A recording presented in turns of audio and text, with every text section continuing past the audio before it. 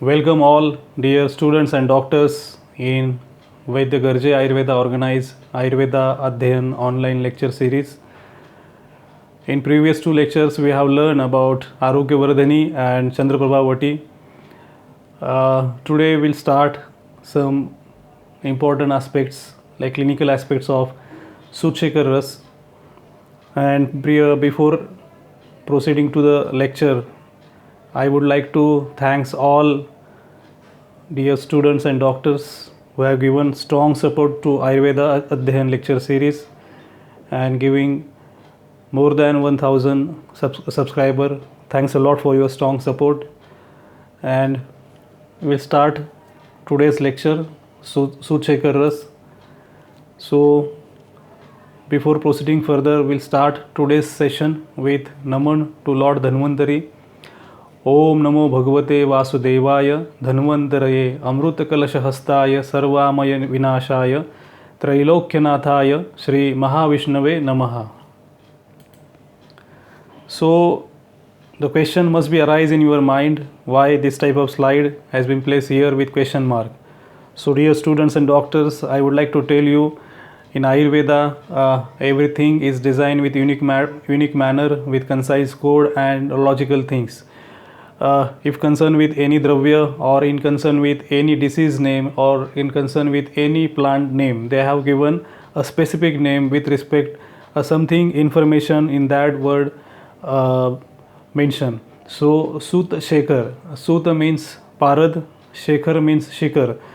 So कोई कल्प में पारद को अग्रस्थान में लिया है उसे हम लोग Sudhshekar कहते हैं. So Sudhshekar, as you know, it's very important in general Ayurveda practice. As for information, basic information, we can say it's a Kajjali Kalpa, a type of Khalvi Rasayan Kalpa, and it's a Suvarna Kalpa or another type without gold also. So proceeding further, Granthokta reference, for today's CME lecture we have taken Yog Ratnakar reference. रसतंत्र सार, सिद्ध योग संग्रह, रसचंडाशु and Ayurved सार संग्रह also mention about Sudhshekar Ras. So Sudhshekar Ras has some important ingredients and Yog Ratnakar text has mentioned in this unique manner. All ingredients will going to discuss step by step in next slide. So first important ingredients is Kajjali. So dear doctors and students, Kajjali is very important in every Rasashastra preparation. So its important property is Yogavahi and Rasayana. So another important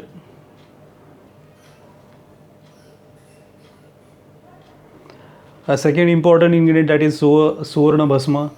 There are two types of preparation available in market. That is Suvarna Sudhshekar and simple Sudhshekar we can say, that is without Suvarna Bhasma. The Suvarna Bhasma Yukta Suvarna Sudhshekar is chiefly used in medical emergencies, in Panchakarma and daily routine practice. And in routine practice we are using we are using Sudhshekar without Suvarna Bhasma. So as you know the properties of Suvarna Bhasma, it is a Rudya, Medhakar, Ayushakar, Balya, Vishagna and Rasayan. By these properties, Acharya has taken Suvarna Bhasma in preparation of Suvarna Sudhshekar. So another and very important ingredient of Suvarna Sudhshekar Ras, that is Sudhshekar Vatsanap. Latin name is Aconitum ferox. So it's Madhur Ushna and its Prayojanga is Mool. It's chiefly Vatakapha Shamak. Its Guna are Ruksha, Tikshna, Vavai, Vikasi and Shulanashak and Yogavahi.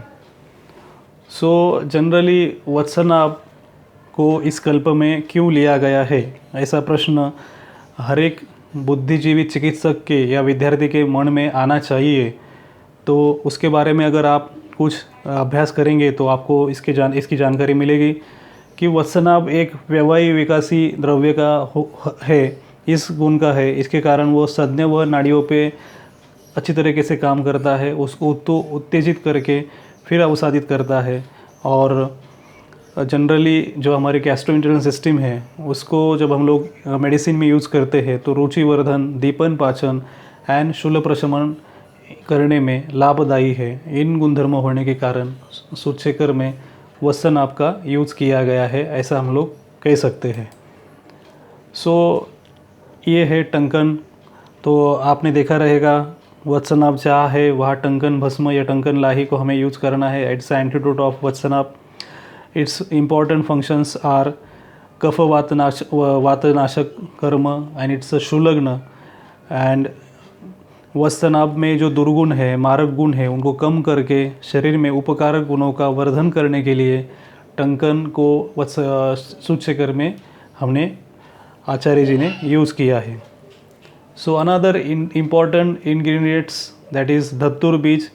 यहाँ पे हमने शुष्क और आर्द्र दोनों का भी picture दिखाया है, क्योंकि धतूर और उसका बीज, तो यहाँ पे जो प्रयोजन हमें लेना है वो धतूर बीज है। तो उसके भी तो थोड़े प्रकार हमें देखने को मिलते हैं। धतूरा मेटल एंड उसकी फैमिली है सोलेनेसी फैमिली।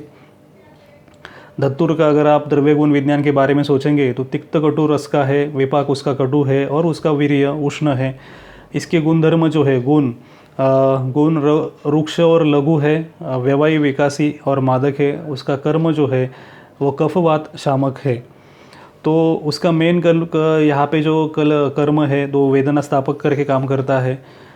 एंड आमाशय में आंद्र की गति को ये गतियों को कम करने में मदद करता है।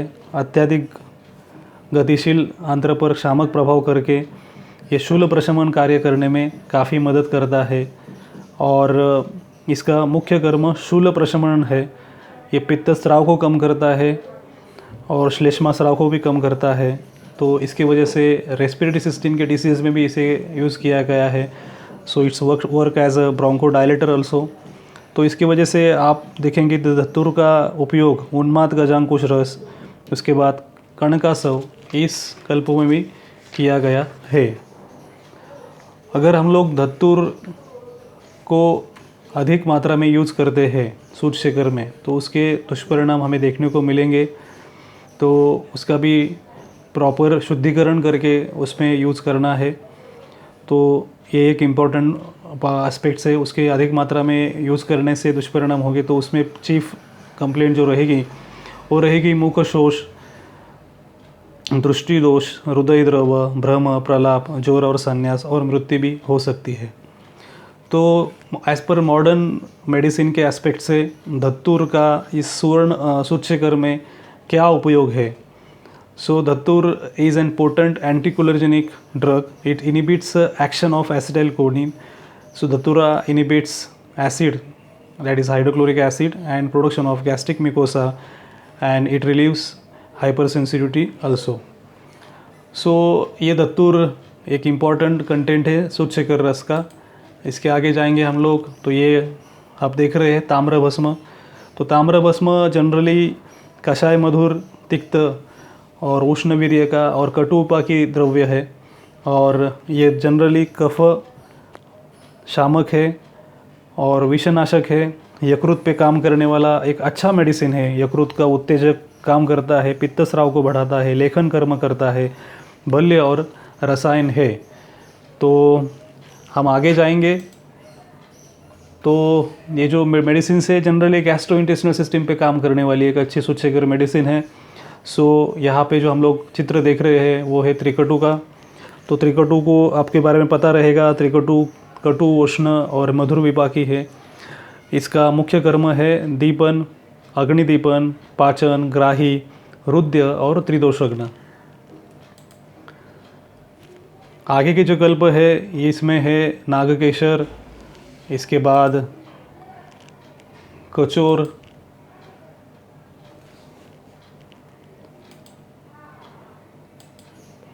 तमालपत्र, त्वक, एला, ये सारे जो इंग्रेडिएंट्स है इनको सुगंधी द्रव्य हम लोग कह सकते हैं। ये दीपन पाचन करते हैं, इसके लिए इनका यहाँ पे समावेश किया गया है। तो अभी सूर्यशेखर का एक महत्वपूर्ण घटक द्रव्य है दैट इज़ बिल्व। एगलेस मार्मलोज। तो बिल्व जो है बेसिकली कटु तिक्त कषाय और उष्ण वीर्य का और कटु विपाकी है। तो ये कफवादक कार्य करता है, दीपन पाचन और ग्राही है और त्रिदोषक को दोषग्न है, इसके लिए यहाँ का उस पर उपयोग किया गया है। आगे हमारा जो इंग्रेडिएंट है दैट इज़ शंख भस्म। शंख भस्म जनरली दीपन पाचन और शुलग्न कार्य करता है और ये पित्त शामक है। तो इसका जो शंख भस्म शुलग्न कार्य करने का इसका काफ़ी इम्पोर्टेंट एस्पेक्ट हमें सूच्यकर में देखने को मिलता है। अभी लास्ट और सबसे इम्पोर्टेंट जो हमारा ingredient that is bhringraj eclipta alba. Eclipta alga का रस है कटु, वीर्य उष्ण और विपाक कटु है, कफवात शामक है। कर्म शोतहर, वेदना स्थापक, व्रणशोधक, व्रणरोपक, चाक्षुष, केशवर्धन और केशरंजन करने में काम करता है। ये दीपन पाचन करता है, यकृतोजक काम करता है, पित्त स्राव को समतोल करके आमदोष का पाचन करके पित्त का रेचन करने में काम करता है।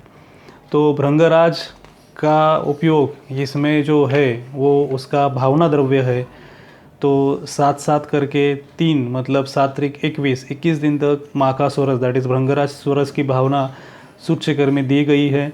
और इसकी ही भावना देने का जो उसका उद्देश्य है वो उद्देश्य बेसिकली यही है कि उसकी जो एक्शन है वो पोटेंट करने के लिए, सामावस्था को दूर करने के लिए, पित्त का स्रवण बढ़ाने के लिए, पित्त का पाचन करने के लिए सूच्यकर में भृंगराज स्वरस की भावना का उपयोजन किया गया है।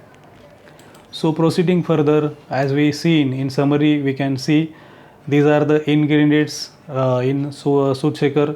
शुद्ध पारद, शुद्ध गद्धक, वी कैन से कज्जली, टंकन भस्म, शुद्ध वत्सनाप, सुवर्ण भस्म, ताम्र भस्म, शंख भस्म, त्रिकटु, शुद्ध धतूर सीड, दालचीनी, तमालपत्र, नागकेशर, इलायची, एला, बिल्व, कचूर एंड भृंगराज स्वरस भावना।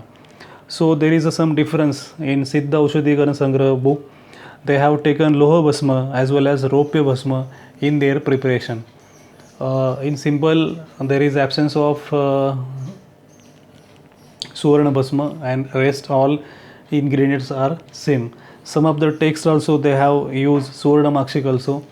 So in this we are following Yog Ratnakar reference. So these are the chief ingredient as per Yog Ratnakar. So preparation we have to make first kajjali, Shuddha Parad and Gandhak, and then mix and ground well. Then all herbs and bhasma has to be mixed with together, and we have to give 21 days bhavna of Bhrungaraj Saras. After 21 days Suchekar Ras tablets are made. The detailed procedure and its video will share you after this lockdown period. Well, in clinic medicine preparation time we can share you all daily routine practice medicines preparation and its practical aspects. So it's very important as concerned with Suchekar Ras, dose, Anupan and Kal. So Acharya, as per Yog Ratnakar concern, they have mentioned Vanagunja, and it has to be given with Chatan like प्रक्रिया।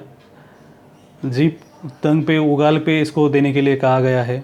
Generally आत्यायिक अवस्था में इसका लाभ इस प्रकार से ज़्यादा मिल सकता है, और अगर हमें इसका प्रैक्टिकली डोज समझेंगे तो 50 मिलीग्राम से 150 मिलीग्राम तक ये डोज दिया जाता है। 125 मिलीग्राम एक स्टैंडर्ड डोज हर एक प्रैक्टिशनर यूज़ करते हैं। तो अनुपान क्या देना है? सो इफ़ कफच प्रधान विकार रहेंगे तो अदरक स्वरस मधु के साथ इसका अनुपान बताया है। पित्तज विकारों में मिल्क एंड शुगर, एंड वातज विकारों में घी और शुगर।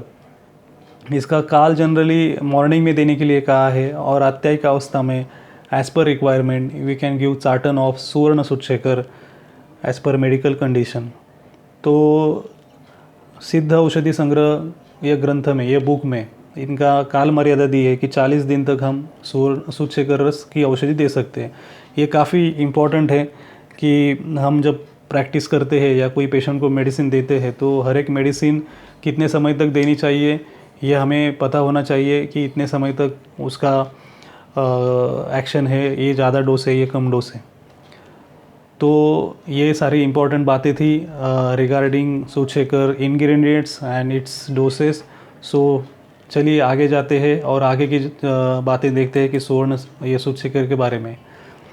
तो as we are students of Ayurveda, so we have to tell every Ayurveda medicine or dravya and its action as concerned with Vata, Pitta and Kapha. So as per studying of all ingredients, we can say Sudshekar has Rasa Katu, Vipak Katu and Virya Ushna. So generally it is a Vata Vardhak, Kapha Shamak, Samapitta Nashak, and these are the three major pillars of Ayurveda, Tridosha. On dhatu are the important pillars of our body, important system. So Sudshekar acts on rasa dhatu, rakta dhatu, mansa and meda dhatu. So as per consideration of panchabhutik vichar, सुवर्ण सूदशेखर या सूदशेखर पृथ्वी और आप तत्वों का क्षरण करके तेज वायु का और आकाश का वर्धन करता है। तो जनरली ये अग्नि पे हम देखेंगे तो ये उत्तम अग्निवर्धक है। साम अवस्था में इसका विशेष कार्य है। रस, रक्त और मांस मेद स्रोतों पे ये ज़्यादा अच्छी तरीके से काम करता है। तो इस प्रकार से इसके गुणधर्म है। अभी हम ग्रंथोक्त गुणधर्म जो है योग रत्नाकर अम्ल पित्त चिकित्सा ग्रंथ के, ये आप स्क्रीन पे देख रहे हैं।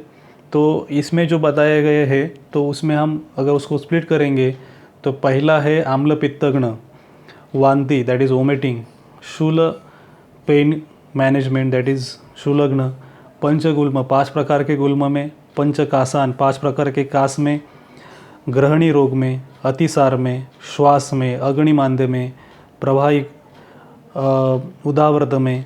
इस प्रकार से ये इतने सारे डिसीज़ में हम इसे यूज़ कर सकते हैं। हिक्का एक मेंशन किया है वहाँ पे। तो सर्व रोग हर बताया गया है। अगर हम इसे 40 दिन तक सेवन करते हैं तो इसका रसायन जैसा रिजल्ट मिलता है, ऐसा आचार्य योग रत्नाकर कहते हैं। और राजअक्षमा भी कम कर सकता है, ये भी उन्होंने मेंशन किया है। तो ये सारे ग्रंथोक्त गुणधर्म इसके हैं। तो मेडिकल प्रॉपर्टीज़ के बारे में देखेंगे तो सबसे इम्पॉर्टेंट है ये आमोपाचक है। So we can say it detoxifier, carminative, digestive stimulant, antacid. उसके बाद ये कार्डियोप्रोटेक्टिव बताया, एंटी स्पाज्मोटिक बताया, anti arrhythmic, neuroprotective, anti inflammatory, antioxidant. ये सारे as per concern with modern system हम इसे कोरिलेट कर सकते हैं। ये फंक्शंस जनरली हमें सूदशेखर से देखने को मिलते हैं। So as per Ayurveda we can से सूदशेखर इज़ अ उत्तम अग्निदीपन एंड उत्तम आमपाचन। इसका जो कार्य है वो जनरली उसका कार्य हम देखेंगे तो आपने जितने स्लाइड्स देखी है इसके पहले, तो आमाशय, ग्रहणी और यकृत पे होता है, ये देखने को मिलता है। और पित्त स्राव को सुधारने के लिए, उसको प्राकृत करने के लिए ही ये कल्प डिज़ाइन किया गया है, ऐसा हम इस पर समझ सकते हैं। तो ये मेडिसिनल प्रॉपर्टीज़ देखने के बाद हम सिस्टेमिक तरीके से जाएंगे कि कौन से डिसीज़ पे सूदशेखर काम करता है। जैसे हमने क्लासिकल टेक्स्ट देखा, वो क्लासिकल टेक्स्ट एंड प्रैक्टिस में जो हमारे फिजिशियंस हैं वो कैसे यूज़ कर सकते हैं, कौन सी अवस्था में यूज़ करते हैं और क्यों करते हैं, तो हम ये धीरे धीरे अभी देखेंगे। तो सूदशेखर सबको पता है कि ये अम्ल पित्त का अधिकार का मेडिसिन है। तो ये अम्ल पित्त पे कैसे काम करता है, तो जनरली आपको अम्ल पित्त ये व्याधि जब हम लोग डिसीज़ वाइज लेक्चर सीरीज़ चालू करेंगे तो डिटेल में हम डिस्कस करेंगे। तो अभी इन शॉर्ट वी कैन से अति मात्रा में भोजन करने से, अकाली भोजन करने से, अहितकारक पदार्थों का सेवन करने से अन्न का पचन न होता है, अपक्व अन्न होता है, अपाचित अन्न तैयार होता है, उसका विषय स्वरूप प्राप्त होता है और इससे अनेक विकार उत्पन्न होते हैं। उसमें से एक विकार वी कैन से अम्ल पित्त। तो इसमें जो लक्षण पाए जाते हैं जनरली उरोपृष्ठशूल रहेगा, उरोदाह रहेगा, शिरोशूल, अम्लोदकार, नौशिया, वोमिटिंग। इसके बाद आगे बढ़ के ज्वर, तृष्णा, दाह, मुखपाक, जीवापाक, ऊर्ध्वगामी अम्ल पित्त रहेगा तो हम इसे वमन, विरेचन दे के शरीर का शुद्धिकरण करके उसके बाद हमें सूदशेखर का अगर मेडिसिन देते हैं तो उसमें हमें रिजल्ट्स मिलेंगे। और इससे क्या फ़ायदे होंगे, तो it's decreases The permanent effect toxicity, it improves digestion, prevents amapachan, and decreases the symptoms of आम्ल पित्त। इसमें मैनी टाइम्स देखा जाया गया है कि आम्ल पित्त अगर ठीक नहीं होता है तो इन मेनी कंडीशंस में its move towards downward direction in ग्रहणी। तो ग्रह में जाता है तो हमें सिम्टम्स देखने को मिलते हैं कि स्टूल फॉर्मेशन कभी पक्व अवस्था में रहती है, कभी अपक्व अवस्था में रहती है। So digested and semi digested stools getting form, liquid और हार्ड स्टूल, इन सारे कंडीशंस में हमें जो सिम्टम्स मिलते हैं पिपासा, अरुचि, दाह, मूर्छा, वीकनेस, ज्वर एंड कृशत्व। तो इस कंडीशन में शोधन चिकित्सा करके अगर हम सूचेकर का उपयोग करते हैं तो डेफिनेटली इसमें हमें डाइजेशन इम्प्रूव होता है, आम पाचन होता है, धातु परिपोषण हमारा सुधरता है। और अगर शाखागत आम्ल पित्त है तो उस कंडीशन में अंगदाह, विसर्प, कुष्ठ, पाल्पिटेशंस, श्वास ये लक्षण मिलते हैं। तो इसमें भी सूचेकर का कार्य हमें देखने को मिलता है। तो gastro intestinal reflux disease that is GERD, इसमें भी सुवर्ण सूचेकर का रिज़ल्ट हमें देखने को मिलता है। As per medical conditions we can use. इसके बाद छर्दी, as per classical text of Yog Ratnakar अधिकार, उन्होंने तो बताया है वांति शूलः, ये जो वाक्य आया है तो ये छर्दी के लिए का आया है। तो इट्स डिक्रीजेस गैस्ट्रोइंटेस्टिनल इरिटेशंस। सो छर्दी के केसेस में हम सूचेकर का उपयोग कर सकते हैं। इसके आगे देखेंगे तो हम श्वास, तो उन्होंने अपने रोगाधिकार में मेंशन किया है श्वास विकार में सूचेकर का उपयोग है, लेकिन कौन से श्वास में? तो पचन विकृति कारण परिणाम से जो आमद्रव्य उत्पत्ति होती है और उरस्थान में श्वास का मार्गावरोध, संकोच और शोथ होता है तो प्राणवायु का ऑब्स्ट्रक्शन होके श्वास बढ़ने लगता है। इस केसेस में सूचेकर काम करता है। कैसे काम करता होगा? तो वो आमविष को नष्ट करता है, डाइजेशन को इम्प्रूव करता है। उस कंडीशन में हमें सूचेकर को अदरक सोरस के साथ अनुपान में मधु या तुलसी के साथ देंगे तो इसके रिज़ल्ट अच्छे मिलते हैं। शुष्क कास में भी हम इसका उत्तम का श्वास, शुष्क श्वास या कास में भी हम इसके अच्छे कार्य देख सकते हैं।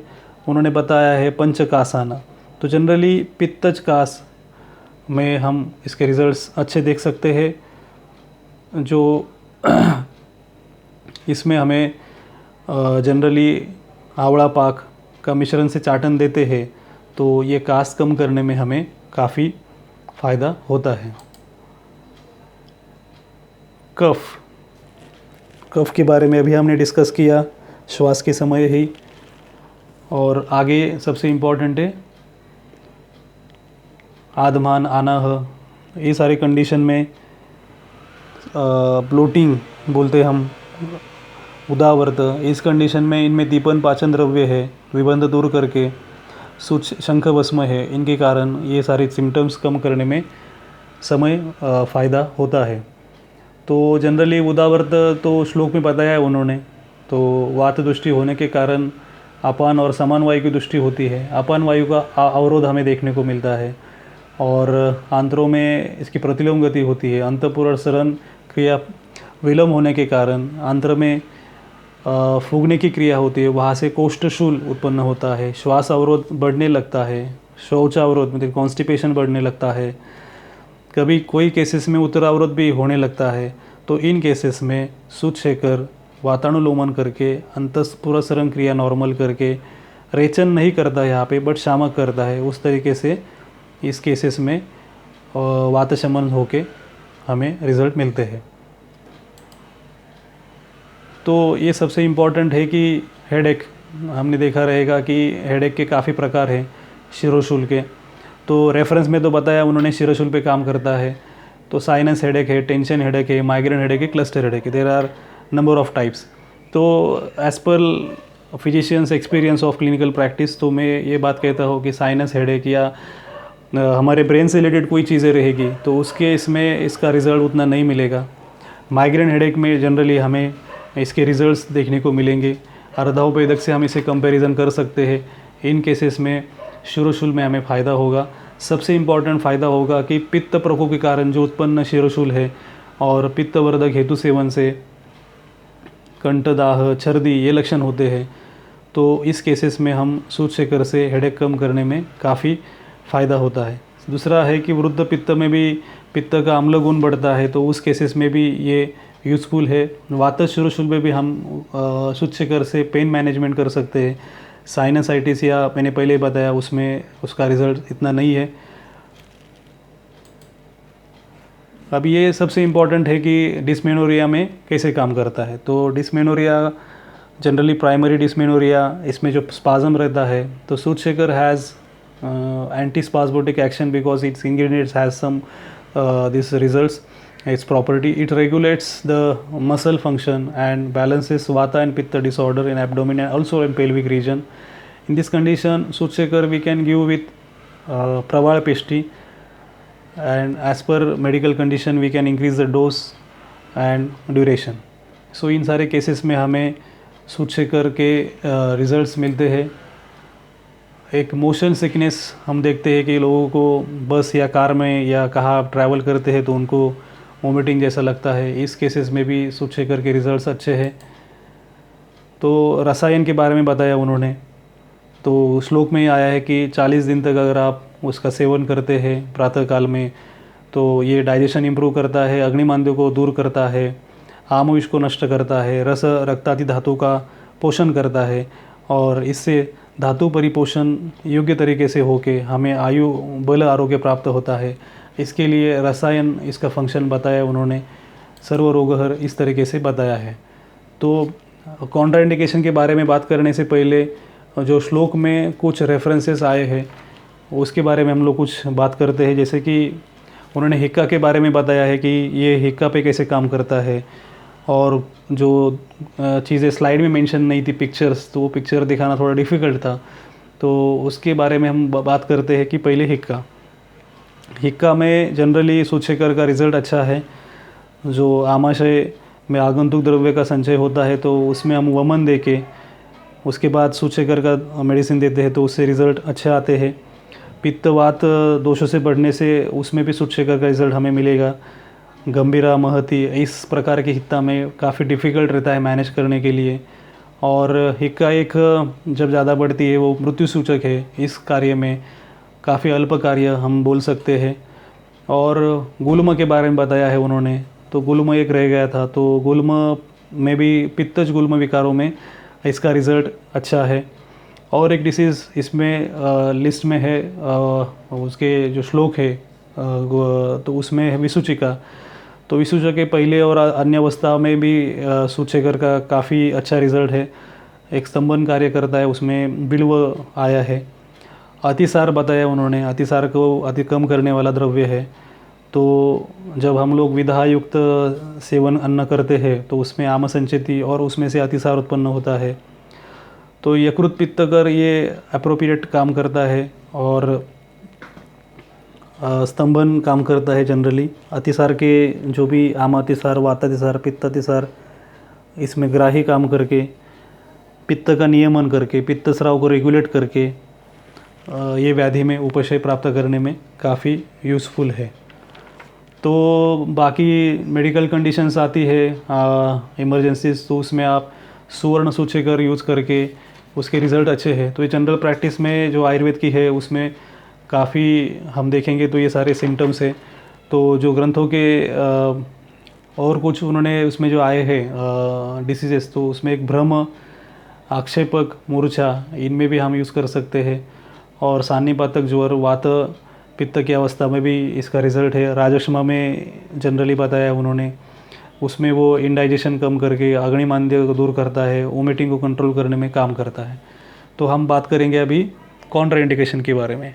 तो जनरली सूतशेखर देने के लिए एकांत पित्त विकार में या पित्त का तीक्ष्ण गुण अगर ज़्यादा बढ़ा है तो इस अवस्था में हमें सूतशेखर नहीं देना चाहिए। और सबसे इम्पॉर्टेंट बात है कि निरम अवस्था में नहीं देना चाहिए। तो ये सारी बातें हमने इसके बारे में देखी। तो समरी में हम देखेंगे तो ये एक खलवी रसायन है, पित्त कार्य में सामावस्था में काम करने वाला एक खलवी रसायन कल्प है, और उसके रिज़ल्ट्स हमें काफ़ी अच्छे हैं। मात्रा हम लोग एडजस्ट करके देते हैं। और डोज प्रॉपर देते हैं तो उसके रिज़ल्ट्स हमें अच्छे से मिलेंगे। और अभी सबसे बड़ा प्रश्न है कि हमारे सामने जो पेशेंट्स आते हैं अम्ल पित्त के, तो हमारे सामने प्रश्न आता है कि मैं सूचेकर का उपयोग करूं या कामधुदा का उपयोग करूं या लघु सूचेकर का या अविपत्तिकर वटी का या शंखवटी या भूनिमध्य काढ़ा। तो ये सारे प्रश्न हमारे माइंड में आएंगे। तो ये सब इसमें डिसीजन लेने के लिए हमें अवस्थाएं जाननी चाहिए, घटक द्रव्य क्या है उसमें वो देखने चाहिए। ये तो प्राइमरी की है। तो हम जब हमारा अगले लेक्चर आएगा तो उस लेक्चर में हम लोग इसके ऊपर बात करेंगे कि how to select drug in acidity type अम्लपित्त टाइप केसेस, कि सूचेकर या लघु सूचेकर, कामधुदा या अम्ल अविपत्तिकर वटी। तो ये हम आगे के हमारे लेक्चर में देखेंगे। तो मैं आपका सबका धन्यवाद व्यक्त करता हूँ। आयुर्वेद अध्ययन सीरीज़ को आप ज्वाइन कीजिए और हमारा जो यूट्यूब चैनल है उसको आप सब्सक्राइब कीजिए, बेल आइकन बटन पे प्रेस कीजिए ताकि आपको नोटिफिकेशंस मिले और नोटिफिकेशंस आप अपडेट रखिए ताकि आपके पास इन्फॉर्मेशन आए, आप जल्दी से जल्दी लेक्चर ज्वाइन कर सकते हैं। So its request from me and doctor Seema Garje, please do subscribe our channel and do this support this educational activity. और सोशल मीडिया पे फेसबुक, ट्विटर, इंस्टाग्राम पे हमारे आयुर्वेद अध्ययन को आप फॉलो कीजिए। व्हाट्सएप ग्रुप में आप ज्वाइन हुई, उससे आपको काफ़ी इन्फॉर्मेशन मिलेगी। एंड सबसे important, thanks a lot for kind attention and peaceful listening to this lecture. Thanks a lot.